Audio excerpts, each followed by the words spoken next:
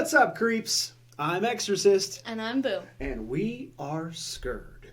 Now, for this episode of Scurred, we are diving deep, once again, into the world of Antlers. And you're saying to yourself, Exorcist, what do you mean, once again? We haven't seen any videos about Antlers as of yet. Cadence, give them the breakdown. So basically, we have recorded this. This is our third time recording.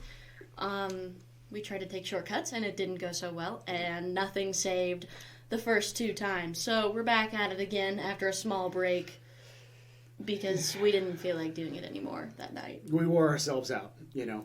Third time's a charm, they say, so we're going to give it a go and talk about the 2021 film called Antlers. So that's our title. Let's break it down into type. Once we get into the whole mix of things, this thing could really break down into a bunch of types. But I think that in the previous several recordings that we've done with this, we agreed that this is more of a monster movie than anything. Yeah. Someone somewhere called it a creature feature, and I definitely think that's what it is. It's a monster movie. It's not ghosts.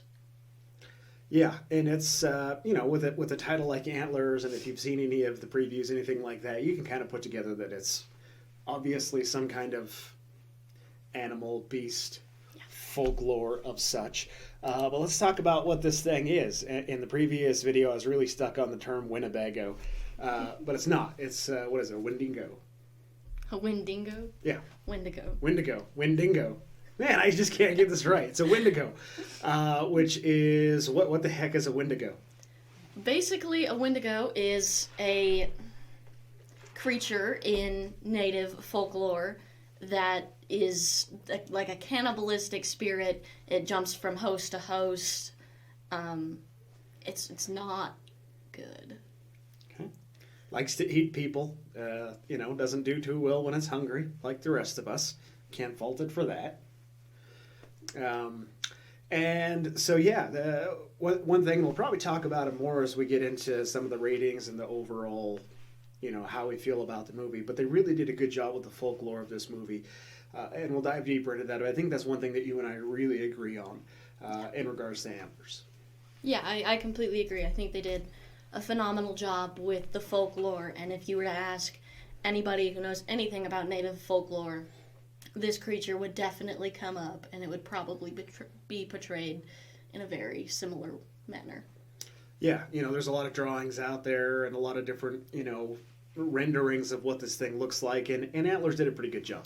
It was a little, I don't want to call it over the top, but is it what you would expect in a monster movie? Yeah, it's ugly looking, it's creepy.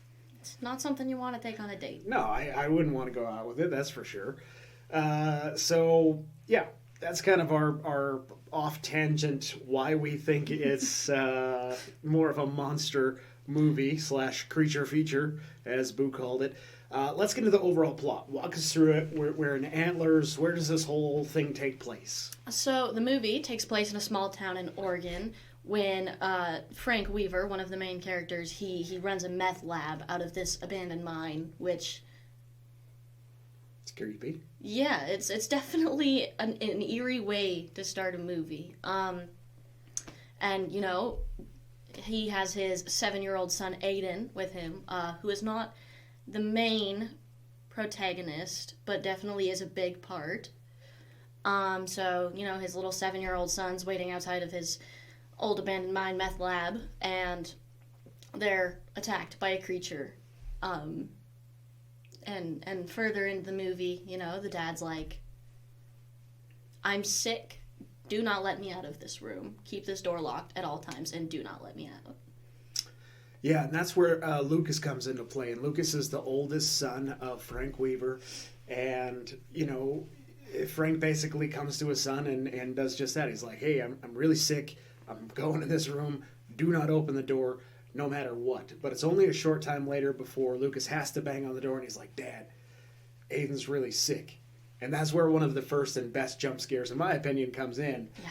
Because the door flies open and he grabs the kid and pulls him in and it's like... And that part just is creepy overall. That door swings open and you don't see the dad. You just see his hands come out of this door and pull the kid in. And that's That's so creepy. So we know that the Wendigo likes to eat people. It's cannibalistic by nature, and it's kind of human by nature. And Frank, in this case, is very human, but slowly turning into this thing over the course of time. But Lucas feels this overwhelming sense of hey, I need to take care of my dad. I need to take care of my brother. So I got to get them some food of some kind. What am I going to feed them? So talk about Lucas's process and what he's doing for his folks, or his dad and his brother anyway. Like you said, he definitely takes on almost a parental role, and he's feeding them roadkill and animals he kills and traps, and he's just doing his best to get him what he needs.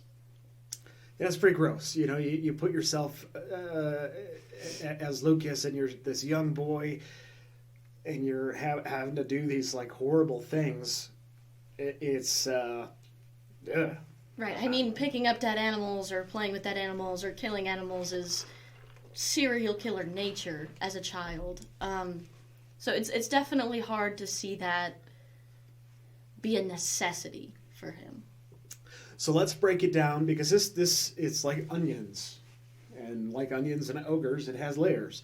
Yeah, Shrek. I'm glad you got. I know. I'm glad you put that in. Fine. If you didn't, I was gonna. So outside of Lucas and his dad and his brother, Julia Meadows, who's played by the lovely Kerry Russell, great actress, is also somewhat a pretty big part of this film. So she's had some history, childhood abuse and childhood trauma, and she's the teacher of Lucas.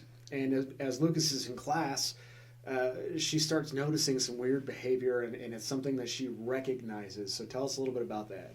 Right, she definitely finds some disturbing behavior for, a small 12-year-old boy. Like, there's drawings, he shares a story in class that's a little bit dark, and, she feels very worried about it. And so she ends up taking it to what we think is the school principal. Yeah, and she puts it out there, hey, there's really something going on with this little boy. There's trauma that he's going through. Take it from a person that knows trauma. I know you don't want to intervene, blah, blah, blah.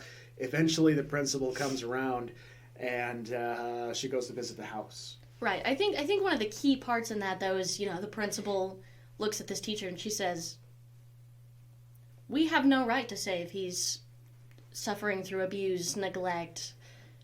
We don't know. And the teacher's like, trust me, I know. And that's kind of where we get the first sense of, okay, she's been through some stuff on her own too. Yeah, so, we don't like to throw out spoilers here on Scurred, but long story short, people start to get eaten, and that's kind of the plot as a whole. Yeah. It's pretty deep. There's good story. We talked about the folklore. Maybe we can jump into that a little bit, because they did well with this. The whole scene feels really, I don't want to call it dark, but it's nature filled. It very much feels like somewhere you'd be in Central Oregon. It's kind of rainy all the time and drizzly, and this legendary spirit is very well put together. I mean, the way that they capture this is like something that you would read out of folklore books. Right. I mean, it's, just the story plot in itself seems like that of a person who would tell you this folklore from the Native American perspective. Like, you're watching this movie, and you could think to yourself, quite literally, like, I can imagine somebody telling me this folklore that they learned, probably as a child, even. And I think they did just a really, really good job portraying that, and I really appreciate that they, based it off the folklore. It wasn't like, oh, hey, there's this folklore out here, but we're not going to go by that at all. We're just going to make this creature that's based on folklore, but we're not going to follow anything that it does. Yeah, and they actually took a bit of time to work on this movie. It wasn't something that was strung together. I think we had started talking about this film back in like 2018, 2019. Yeah, it's something that we've watched for a while as far as it being put together and the time they've put into it. Yeah, it definitely was a big deal, and it's been coming for a long time, and I think that they did really good with the amount of time they had. It didn't seem thrown together or rushed, but it also didn't seem like they spent 20 years making this film. It was easy to follow, kind of. We'll talk about that. But it's not something that we waited for a really long time and felt disappointed by. I was quite impressed, actually. I'm glad you brought up the idea of following the details and the bouncing ball, because this is actually, I've watched it 4 times now. I've watched it 3. There. So we're really getting up there, and I don't know that I always, most horror movies I've seen probably that many times anyway, but I don't know if I've ever watched a movie so many times in such a short time. And it feels like every time I watch it again, new details come out, and the story, A, it makes more sense, and B, things become a lot more clear. Right. I think that's one of the biggest things, like with a lot of movies, if you watch it 2, 3, 4, you could watch it 8 times, but somewhere in there you're going to get bored because the story, the plot line is the same every single time. Like, you never pick up on little differences the 6th time around watching a movie. And this movie, I feel like I could watch 12 times and still be finding new things and connecting dots and making things make sense. So, more so than the times we've tried to record this video, we've watched this movie. Let's talk about some of the, jump scares in it. And are there jump scares? Are there a lot of them? Are they good ones? What are your overall thoughts in terms of... There were a lot of really good jump scares. Like we already mentioned probably the first one right out of the gate. That kid just gets yanked into that room and you're like, oh my god.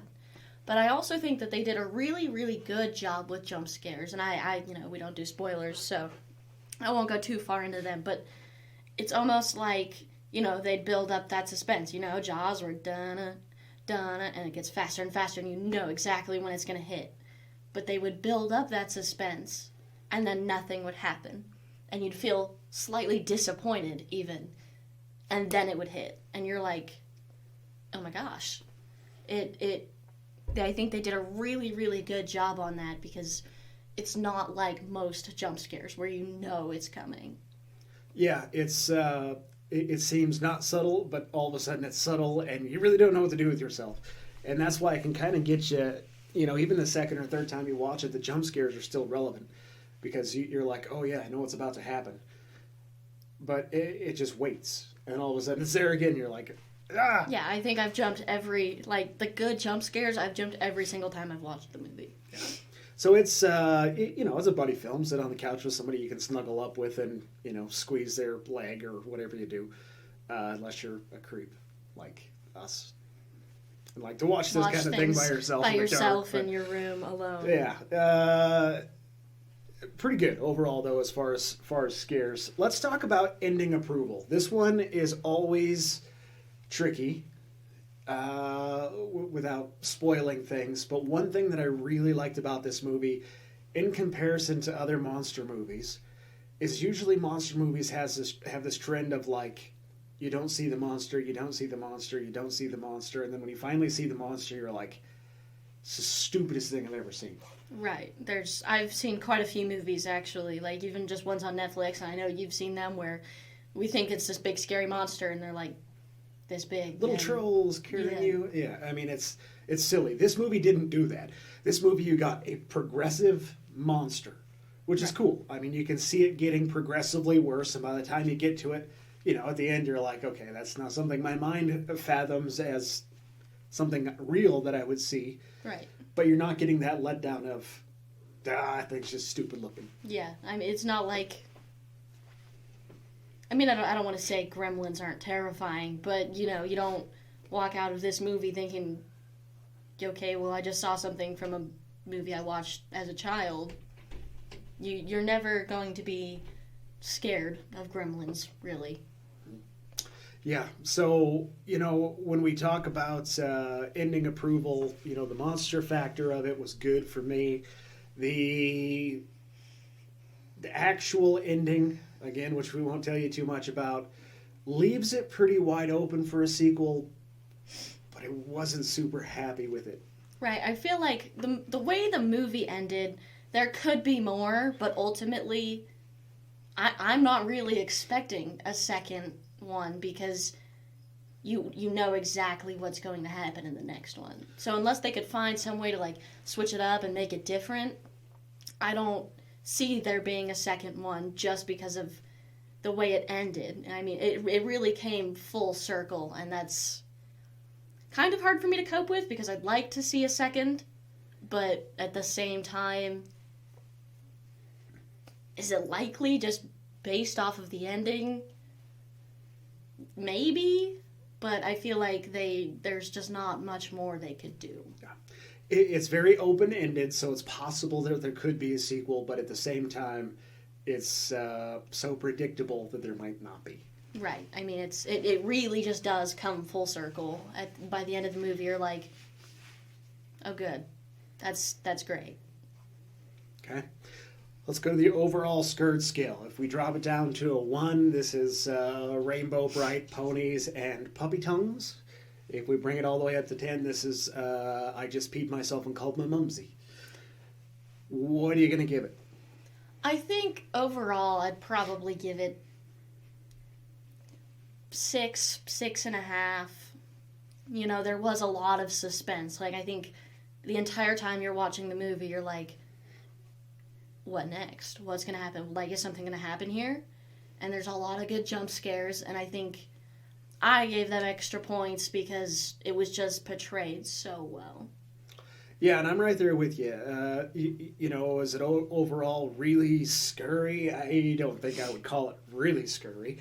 But the story and the way it was put together made up for anything that wasn't scary. So I'm going to give it a 6.5 as well. I think it was pretty well deserved at 6.5. Would you recommend it? I definitely would recommend it. I mean, I recommend that you watch it more than once because it really can be difficult to follow or get into because you don't understand what's going on. So if you're going to watch it more than once if you can. And I'd also not recommend this to people who don't have a great attention span because you kind of miss a lot. Yeah, don't play games on your phone. Right, don't be like scrolling through your social media while you're watching this because then by the middle of the movie you're like, oh, I have to watch this again because I don't know what's going on. And watch it again anyway. You'll rate it pretty low. My guess is when you first watch it. If I had to give it a rating the first time I watched it, I'd been like, it's like a 3.5, maybe a 4. Right. Because what the heck is going on? It's a lot to take in such a short time. And I think that, it was rated really low on Rotten Tomatoes. And I think the reason is because people were watching it in the theater. And, I mean, typically you're not going to go back to the theater twice and watch the same movie. And it's really hard. It's difficult to follow the first time through. But if you were to, if you watched it months ago and you were like, okay, well, maybe I should watch it again, like, things would make a lot more sense. Yeah, it's a watch it twice kind of movie for sure. Anything in the world of Antlers that we've missed, Boo? I don't think so. I think we've covered just about everything. I would just like to, shout out one more time to the incredible producers, everybody who worked on this movie, because they did an amazing job, and they portrayed the folklore so well. Very much agree. Go check it out. Antlers, watch it twice. You're in for a ride. So. Yeah. I guess that's it. As we always say, I'm Exorcist. And I'm Boo. And until next time, sleep tight.